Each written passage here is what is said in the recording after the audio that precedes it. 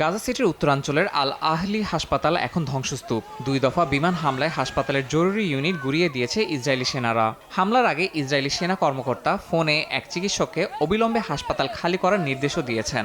এই হামলার মাধ্যমে গাজা সিটির একমাত্র চালু থাকা হাসপাতালটিও ধ্বংস করে দিয়েছে দখলদার ইসরায়েল। এদিকে ধ্বংসস্তূপ থেকে সরিয়ে নেওয়ার সময় কয়েকজন নিহত হন। গাজার কর্তৃপক্ষ জানিয়েছে এই যুদ্ধে 35টি হাসপাতাল লক্ষ্যবস্তু বানিয়েছে ইসরায়েল। আহত ও রোগীরা হাসপাতালের বাইরের রাস্তায় খোলা আকাশের নিচে কাতরাচ্ছেন। ইসরায়েলি সেনাবাহিনী জানিয়েছে দক্ষিণ গাজার খান ইউনিস ও আশেপাশের এলাকায় নতুন করে হামলার প্রস্তুতির অংশ হিসেবে 20টির বেশি এলাকা খালি করার নির্দেশ দেওয়া হয়েছে। এর আগে গত 3 সপ্তাহে 4 লাখের বেশি মানুষকে ঘর ছাড়তে হয়। জাতিসংঘের মানবাধিকার কার্যালয় জানিয়েছে ইসরায়েল যে সরে যাওয়ার নির্দেশ দিচ্ছে তা আন্তর্জাতিক আইনের লঙ্ঘন। এদিকে গাজার মানবিক সংকট নিয়ে গভীর উদ্বেগ জানিয়েছে ইউরোপীয় ইউনিয়ন। মার্চের পর থেকে আরোপিত অবরোধ তুলে নিতে ইসরায়েলের প্রতি আহ্বান জানিয়েছে সংগঠনটি। চলমান পরিস্থিতির মধ্যেই মিশরের কায়রোতে যুদ্ধবিরতির আলোচনায় অংশ নিচ্ছে হামাস।